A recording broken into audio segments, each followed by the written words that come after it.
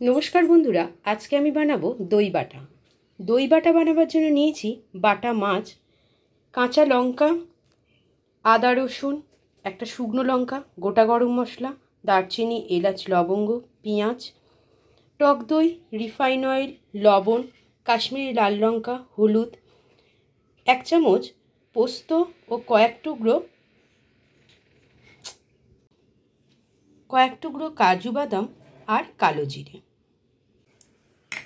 মাছগুলোকে নুন হলুদ মাখিয়ে নিচ্ছি।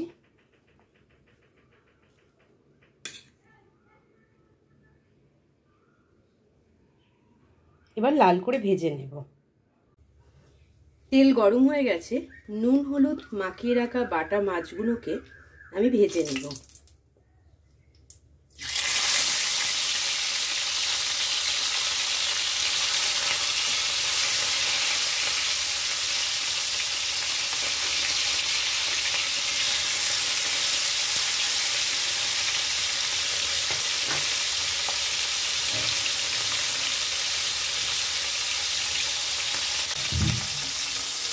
এবার আমি উল্টে দিচ্ছি, এক সাইড করে ভাজা হয়ে গেছে।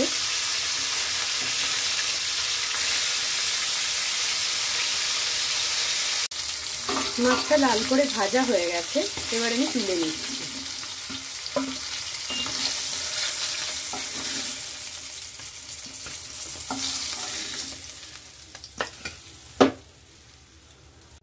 ফোড়নে দিচ্ছি শুকনো লঙ্কা, এলাচ, দারচিনি, লবঙ্গ, দিচ্ছি কালো জিরে। আর এখানে আমি পেঁয়াজকে 2 রকমভাবে ব্যবহার করব। ভেজে নিচ্ছি সামান্য পরিমাণে পেঁয়াজ।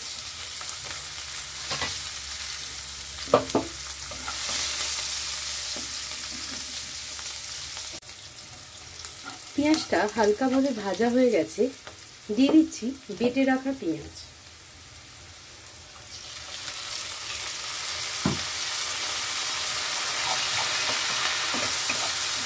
আবারও ভালো করে ভেজে নেব।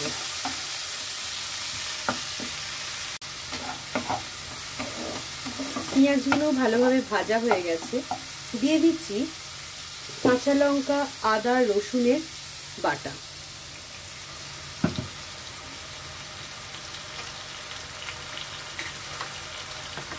দিচ্ছি পরিমাণ মতন লবণ, দিচ্ছি হলুদ গুঁড়ো, কাশ্মীরি লাল লঙ্কার গুঁড়ো।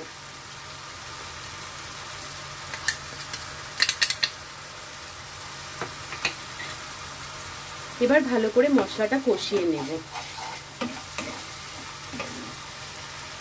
মশলাটা ভালোভাবে কষানো হয়ে গেছে, দিয়ে দিচ্ছি নুন দিয়ে ফেটিয়ে রাখা টক দই।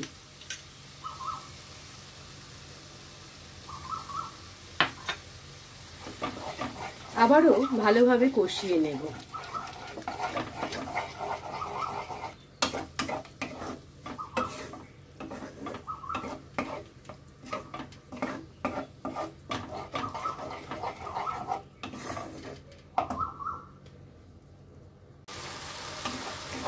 এবারে দিয়ে দিচ্ছি কাজু বাদাম আর পোস্ত বাটা।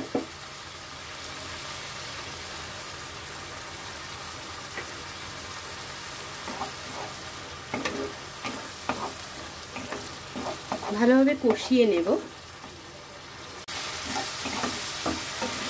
মশলাটা ভালোভাবে কষানো হয়ে গেছে, দিয়ে দিচ্ছি পরিমাণ মতন জল। ভালোভাবে ফুটিয়ে নিয়ে মাছগুলো দিয়ে দেব। মাছগুলো দিয়েও আবার ভালোভাবে ফুটিয়ে নেব। ভালোভাবে ফুটে গেছে, এবার মাছগুলো আমি একটা একটা করে দিয়ে দিচ্ছি।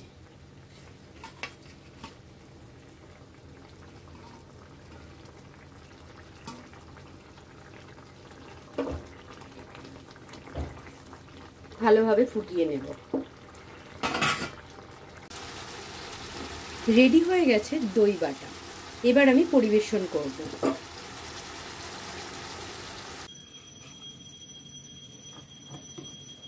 গরম ভাতে এইভাবে দই বাটা রান্না করে পরিবেশন করুন। আশা করি সকলেরই ভালো লাগবে। রেসিপিটা ভালো লাগলে অনুরোধ রইল লাইক কমেন্ট শেয়ার করবেন।